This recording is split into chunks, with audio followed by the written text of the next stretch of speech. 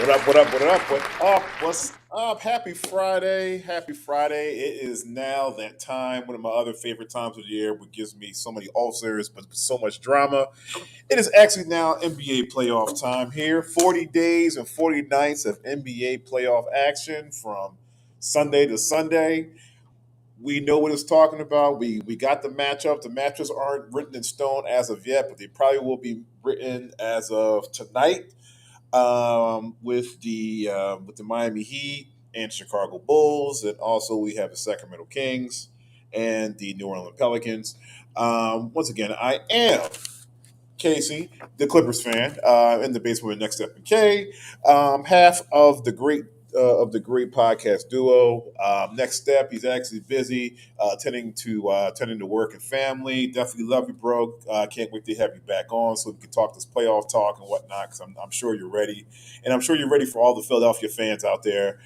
They're just talking real heavy to everyone about we want the Knicks, we want the Knicks. And you remember last time you guys played the Knicks, this is about maybe 25, 24 years ago to be exact. You guys got swept. You guys got swept by the Knicks with Pat Ewing and them, Pat Ewing, Trent Tucker, Skywalker, Mark Jackson, Strick, all those other guys. So you know what? So yeah, we're not even going to get into all that, but yeah, let's just get into it because we have a little bit of NBA playoff talk. We're going to jump into some NBA playoff predictions. Also, we're going to jump into the NBA draft, do a quick recap of that because it was a great draft this past week. With a little bit of high school hoops too. The Donaforio Classic was actually this week. The playoffs for the championship game was this week. Also, a little talk about the NCAA transfer portal is wide open. I see a whole lot of Kentucky players either they're going to the league or they're jumping over to transfer. Not necessarily to Arkansas where Calipari is at, but I see a lot of kids jumping on that Arkansas bandwagon. So also too, and also I'll be remiss not to inform one of my favorite Clippers of all time is actually calling a career after 13 to 14 years. He goes by the name of Blake Griffin, the number one draft pick out of the University of Oklahoma, the former Oklahoma Sooner, All American, just all everything. He's actually going to call. He's calling it a career now, and he's had a great career. Here's a quick rundown of Blake Griffin's career. In 2007, he was a McDonald's All-American. He's a 2007 third team parade All-American. Also, he's on part of the Big 12 All-Freshman team, of course. Two-time All-Big 12. Also, he's a 2008-2009 Associated Press Player of the Year, 2009 Big 12 Player of the Year. And he led rebounding in the 2009 as well. Consecutive first-team All-American, NCAA Region Team, Wooden Award, Naismith Rupp Award winner. Pretty much ran away with everything.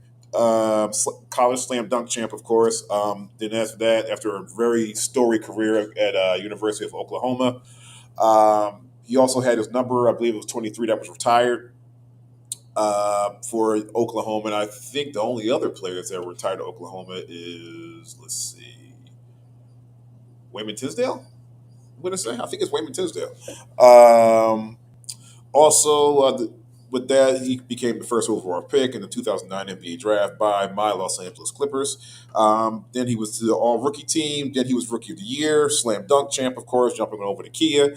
Five-time All NBA, quite a few playoff runs, six-time NBA All Star.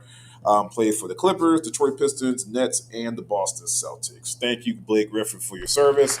Let me tell you a little bit.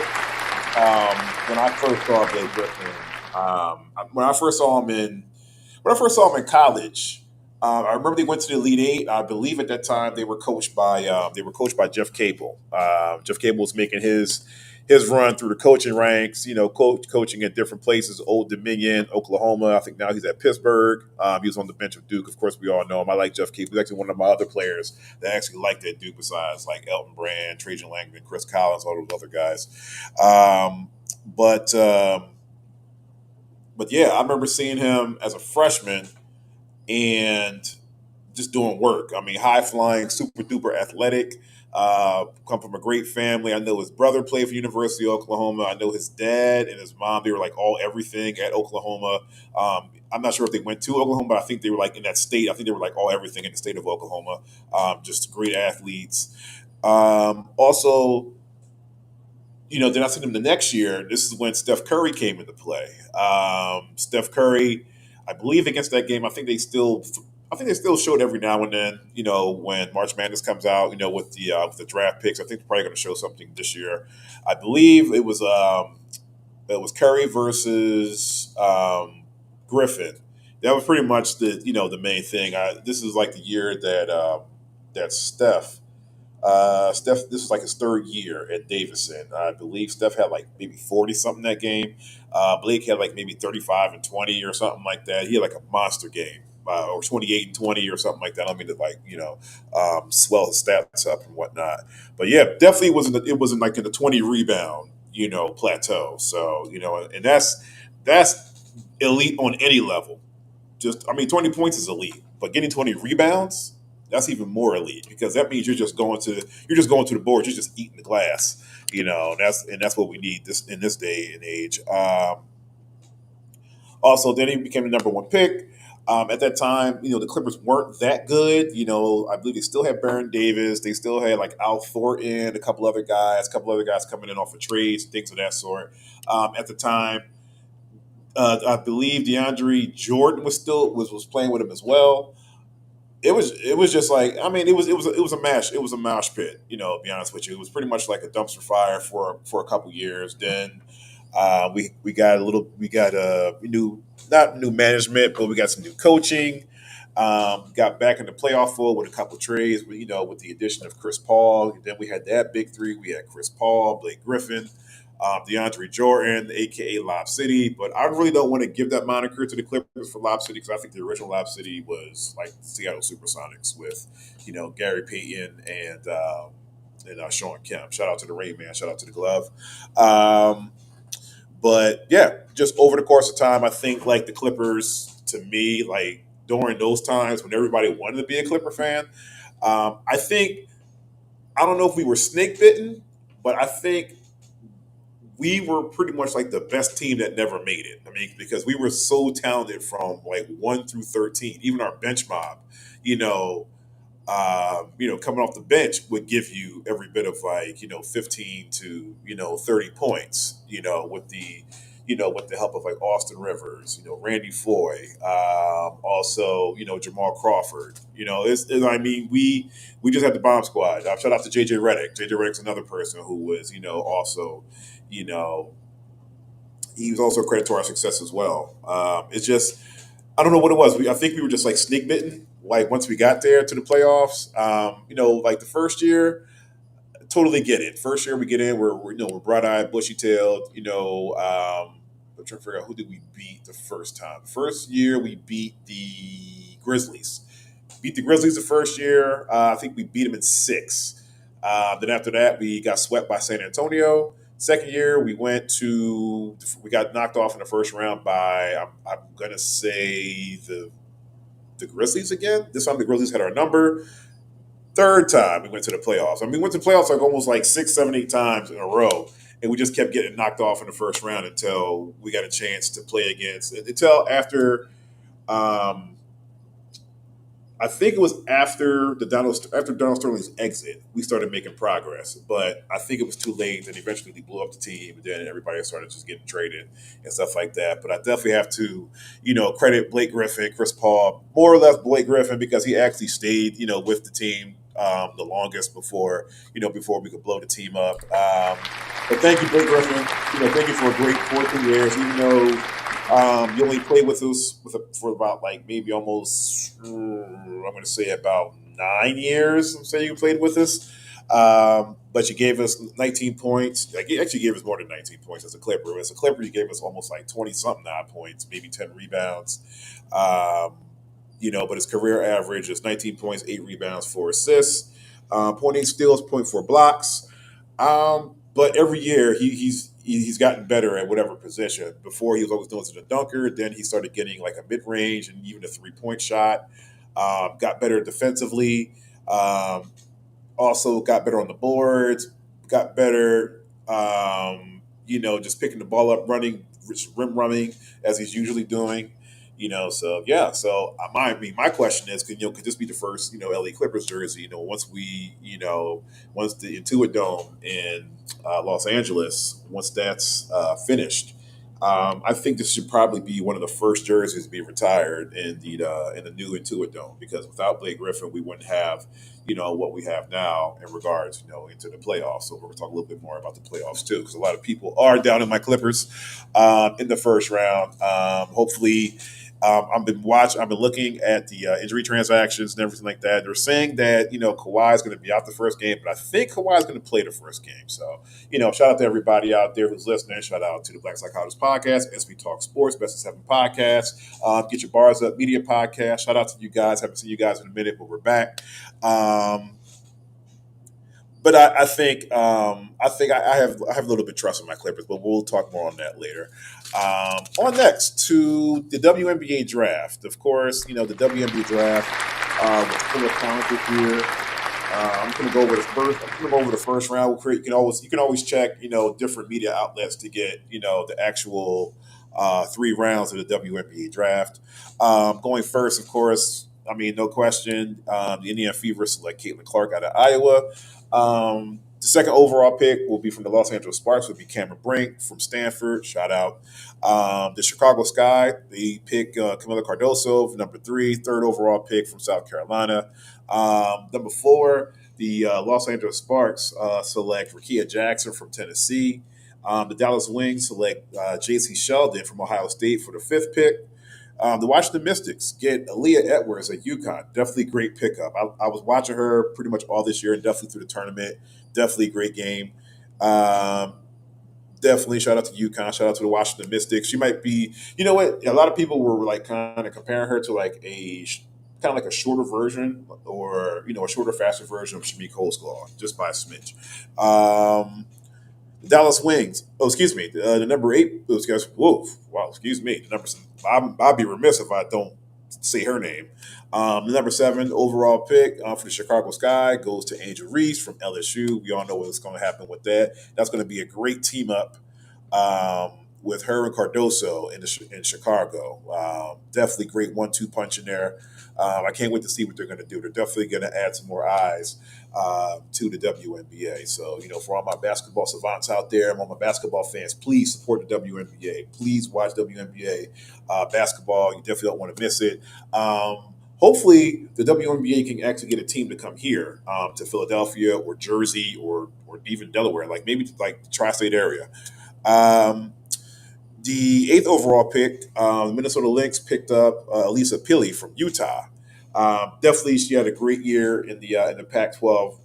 Now, the now aforementioned Pac-12, because the Pac-12 will be breaking up, and I believe Utah will be going to either the Big 12 or the SEC. Not too sure about that, which still geographically makes no sense to me.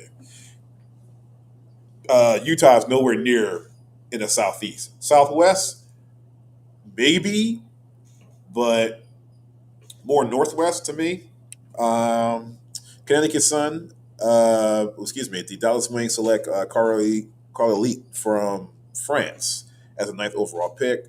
The 10th overall pick, Connecticut Sun, Lila Leakan, also from France.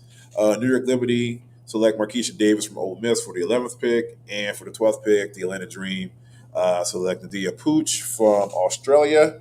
Shout out to everybody who went in the first round. Also, I'd be remiss from other, great notables. The Las Vegas Aces select Daisha Fair from Syracuse. And this actually has a special spot in my heart for me because I know a couple people that actually went to Syracuse. She's actually the 6th, I believe she's like the 5th or 6th Syracuse player drafted in the WNBA. Now, some of those Syracuse players that were in the NBA or still are in the NBA will be Beth McCord, Kayla Alexander, our own, Pennsylvania's own Breonna Butler, Alexis Peterson, Sykes, excuse me, I can't even read today, Sykes, and Daisha Fair.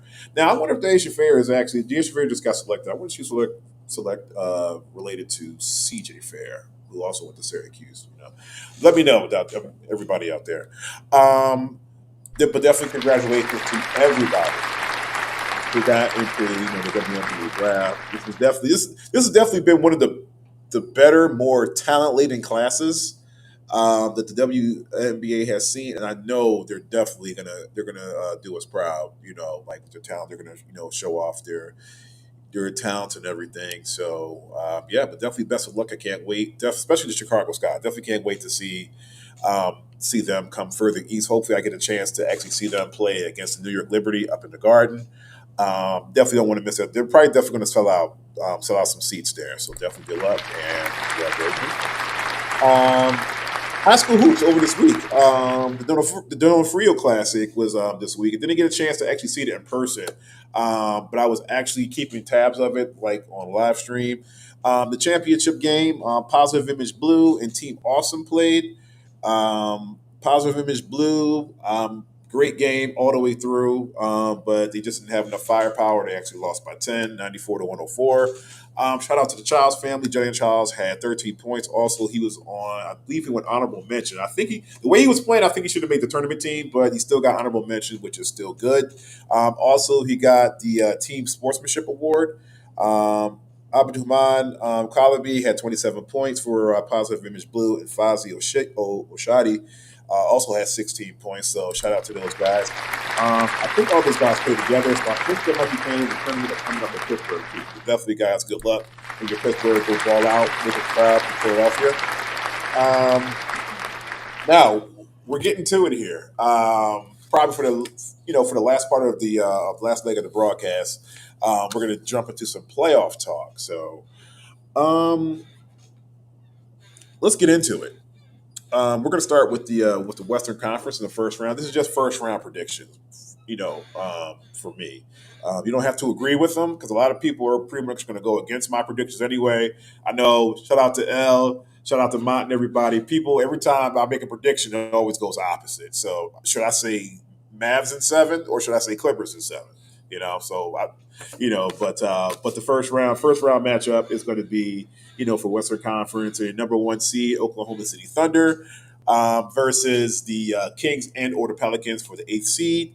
Um, well, my thing is both these teams are like shorthanded because of injuries, whether it's to Malik Monk or Zion Williamson. I mean, for the Kings, I believe Malik Monk is out and Kevin Herter is out, and for the Pelicans, Zion Williamson is out. But I still think the Kings are going to get the game tonight, and then they're going to play against the Oklahoma City Thunder. Um, to me, I mean, I'll give the Kings props that they're gonna get one out of those. They're gonna get one out of that five. So yeah, I think I think to me, I think they're gonna take one game, but I got Oklahoma City. I think Oklahoma City has too much youth, too much firepower. In this case, even though like the Pelicans, if they get the eighth seed, they got a lot of bodies to actually throw it. At Shea, excuse me, Shea Gilgeous. Um, I don't still don't think they can keep up with them in a series, because they're playing every other day. So I think I got the Thunder in five versus the Pelicans or the Kings. So you know, um, OKC moves on. A lot of talent. Congratulations for advancing. Shout out to Shea. Shout out to Chet. Shout out to Jalen Williams. I see you guys advancing to the second round. Also, another next first round matchup. We're going to talk about Denver Nuggets versus the Los Angeles Lakers. So, I mean, it's true that all through this year, that's all we've seen on TNT or ESPN or ABC. That's all we've seen was Lakers versus Nuggets, Nuggets versus Lakers, Lakers versus Nuggets, Nuggets versus Lakers. The Lakers have played a bunch of close games to their credit against Denver for the last couple of years, and in this series, I got the Lakers winning at least two of these games out of the series. But I think what they're going to do, Denver has a lot of firepower. They got Aaron Gordon. Aaron Gordon can kind of like stay with LeBron. He can kind of body him up. Basically, you can't stop LeBron, but you can slow him down. But Jokic is going to shine as usual. I definitely see Denver advancing. I actually have the Nuggets in five. I'm going to be generous. I got the Nuggets in six, just because the Lakers are going to win one, maybe in Denver, and then win one at home to save face, and then Denver finishes them off back in Denver in 6. So I got the Nuggets in 6. Um, next series in the first round that I like too is also the number 3 Minnesota Timberwolves against the number 6 Phoenix Suns. Now this game is actually going to be actually low key great because first of all, I got a chance to help interview with John Lucas III, who's actually an assistant coach on the Phoenix Suns bench. And he was pretty much talking. He's pretty much echoing the same sentiments that I had in my head in regards to in regards to playoff basketball. Because now every position means more. Most of these guys are pretty seasoned in the playoffs, whether it be Devin Booker, whether it be Kevin Durant, whether it be Bradley Beal, and they all have experience in the playoffs and or going to the finals. So they know what a possession is worth in the playoffs. Even though they're not going to make a deep run in the playoffs. Ah, everybody's record is 0-0. Everybody's record is 0-0, and I think the Phoenix Suns, now that they're really healthy and now they can kind of get that big three, working, and they have the bench mob, with IT coming off the bench and everybody to supply, a nice, roll of buckets. Also, they have Eric Gordon as well. Yeah, they have they got a nice little trio going on, and it's not going to be like a long series. I think if Phoenix can shoot and they can make it a short series, yeah, they're trouble because Kevin Durant's still a bucket, Devin Booker's still a bucket in the mid range, both are mid range, mid range geezers. But then when they start, getting warm from that mid range, 18 to 20 feet out, then they start hitting that, those 23, 24, 25 footers. It's game over. And then Bradley Beal gets into the mix too because he can slash and get to the hole. Because keep in mind, he still got it. He still got the hops. He can still get to the basket at will, and they're playing defense now. So I got the upset for the Timberwolves. I don't think the Timberwolves are ready. I have the Suns in 6. There it is. That's my upset special for the first round. All right, moving on. Moving on to my Clippers and the Dallas Mavericks. 4 versus 5. Los Angeles Clippers versus Dallas Mavericks. This is going to be theater. This is going to be theater, drama, whatever you want to call it, a reality series, whatever you want to call it. It's definitely going to give me an ulcer, because shout out to the Black Psychologist podcast. Shout out to Dr. Kyle, who's actually my baby bro. And it's like, I don't know if we're going to be talking to each other during this series. Albeit the first game, it's definitely going to be silent. The lines are going to be silent. I might send a text to him, good luck, whatever the case may be. But, if the Clippers are healthy, I am getting some news and alert about Kawhi Leonard saying that his knee is sore again or swollen, whatever the case may be. Let's hope that's fake news. But I think it could be. However, the Clippers have been healthy all through the season, so that's good. Also, we have our bench mob, that we can actually, we can throw some bodies at Doncic. The person we really have to worry about is that PJ Washington and Kyrie Irving. I'm telling you, PJ Washington is a problem going end to end, and he's a two-way player. He can defend, so he can disrupt. Also, I'm going to have to be prepared for a subpar 30-point game from Paul George, and not subpar as in, he's not playing, but it's going to be one of those, below 30-point games, maybe like a 25 or something like that, but not doing anything. Also, I'm also having a contingency plan for James Harden too, because he might, everybody talks about, oh, we can't trust James Harden in the finals. I think, to be honest with you, I think this is the series that he's going to show everybody, like, I'm still the James Harden that can carry you through a series. And if I had to trust my team, this is the time for me to trust my team. I got the Clippers in 7. Best case scenario, Clippers in 6 if something goes wrong with Dallas. But to be honest with you, I have my Clippers in 7. And this is with a somewhat healthy Kawhi Leonard, because he's also been named to the USA team as well. Congratulations to Kawhi. So yeah, I think Kawhi's going to come out here. He's going to prove everybody wrong, like he did in the Dallas series of before. It's just this time Luka's a cheat code. Luka's Luka. So I hope the Clippers aren't going out with the type of thinking that we're going to go out there and shut them down, because we're not. We can contain. He's gonna have a breakout game of like maybe 40 something points or something like that. But the thing is, it's kind of like Jokic. It's kind of like limit limit him, but how he's going to get that 40. Is it going to be a 40 that he's just scoring all the buckets and none of the supporting cast do anything? Maybe Kyrie's off his game, whatever the case may be. Or is it going to be a 40, maybe a 40, 18, and 18 type game? Is it going to be one of those type games? If it's one of those type games, like a 40, 18, 18, yeah, head for the hills. Hide the women and children. They're going to go looking for dinner. So that pretty much does it for the first round for the Western Conference. Hopefully you like my prediction. What can I tell you? You can go watch the game tomorrow. Eastern Conference: Boston Celtics versus the number 8 Heat and or the Bulls. This series should be real brief. This is going to probably be a sweep because there's no Jimmy, no Cardoso, and for the Bulls, and if the Bulls make it to the 8th seed, I don't think DeMar DeRozan can do it alone. But I've seen different. Now if Jimmy was playing as the 8th seed, then Boston should be worried. But if it's like if it's like Celtics Bulls, no, I don't think Boston should be worried. Boston has too much power. Jason Tatum's is getting better and better. Jaylen Brown also getting better and better. Also, they have a great supporting cast. Peyton Pritchard, and everybody. Guard play is great. Drew Holiday is going to shut down whoever's bringing the ball up. So yeah, I got the Celtics in 4 for the first round. First round sweep. Get some rest. Get ready for the second round. Next series. Excuse me. This is the one that my coworkers are going crazy. The guys at the gym are going crazy. Shout out to the guys at the run. New York Knicks, number 2 seed versus the number 7 Philadelphia 76ers. Okay, shout out to the 76ers for getting a 7 seed, beating Miami to get that 7 seed. Shout out to you guys.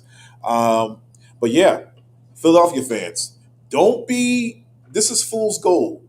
I hope you're not going to be depending on Embiid for this whole series, because it's not going to be an upset. I think what's going to happen here is they're going to get their numbers, but the rest of the supporting cast are not going to get their numbers. So that's going to be an underscore. So basically what's going to happen here is they're going to get help from Maxey. They're going to get help from Embiid, but that's pretty much going to be it. What's going to happen here?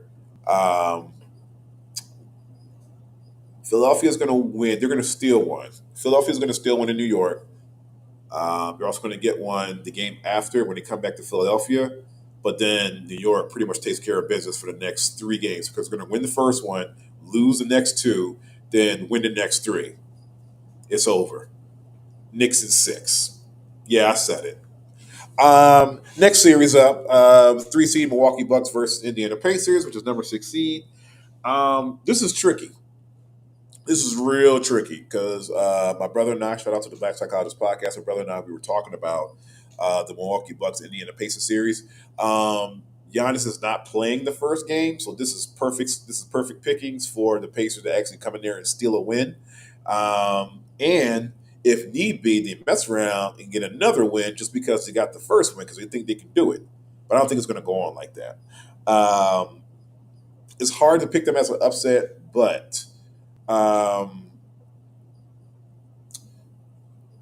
Halliburton is still kind of getting back into the mix per se. So whoever's going to fill that void, whether it be some of the small forwards or TJ McConnell.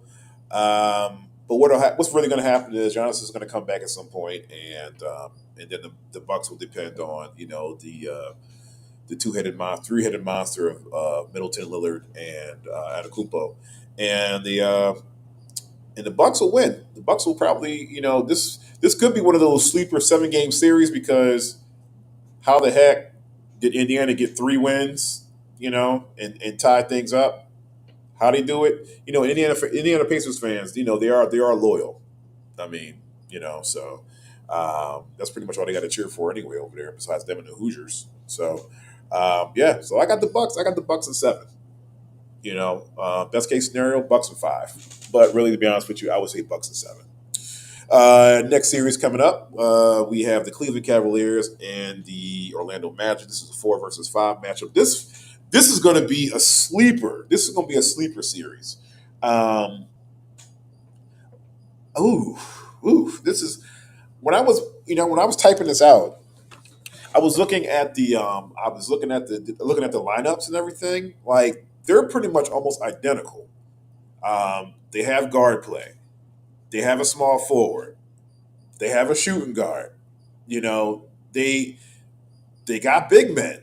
They got a guy who can roll off every bit of like maybe 30, 40 points. You got Paolo Banchero and Donovan Mitchell. Not sure if Donovan Mitchell is going to be full health, but you still got Darius Garland, you still got Mobley, and then on the other side you still have you got Franz, you have I believe you got Gary Harris as your starting point guard, but he runs the point. He's very steady, very consistent, and you got Paolo Banchero. Problem. He's a he's a boy turned into a grown man right before your eyes. I'm telling you. I see Paolo Banchero going off uh, for a couple games against Cleveland, every bit averaging almost 30 points, easy, because they really can't stop him. They're gonna have to like do it like a matchup zone to stop him, and even then you're still gonna have trouble because he can distribute. He can pass. He is from Duke. Um, but still, like my gut tells me, even though the Cavs won't play good and they're going to be kind of like incohesive at times and stuff like that and play like who knows what. Um, I'm still picking the Cavs in 6 because they just have just experience and Donovan Mitchell won't let them go if he's playing. So I got the Cavs in 6. Yeah, so that is pretty much it for the first for the first round series. But to be honest with you, I really can't wait. The series that really, I mean, to be honest with you, the series that I really would love, that I really I really can't wait to watch. I can't wait to watch, of course, the Clippers, the Clippers series, with the Mavericks. Shout out to Baby Bro. Um, that Orlando Magic and Cleveland Cavs series is actually intriguing as well. New York Knicks and the 76ers, of course, that's gonna be good for me as well because I know a lot of people that are Philadelphia fans or just being Philadelphia fans or jumping on the bandwagon Philadelphia fans. That's great for you guys, but I definitely want to see all my New York fans, come out the woodwork. Shout out to my guy Eric at the gym. Shout out to my man Will. Here at Esperanza at work. Bing bong. So that's definitely going to be, a great series. That's just the series that, like, are going to have, the majority of my attention. That Timberwolves Sun series is going to be good too because I want to see um, how Minnesota, um, how they're going to look at it now as them being the hunted instead of being the hunter. Because now, like, you're the number 3 seed, you're the top 4 seed, so you're going to get Sunday's best from everybody.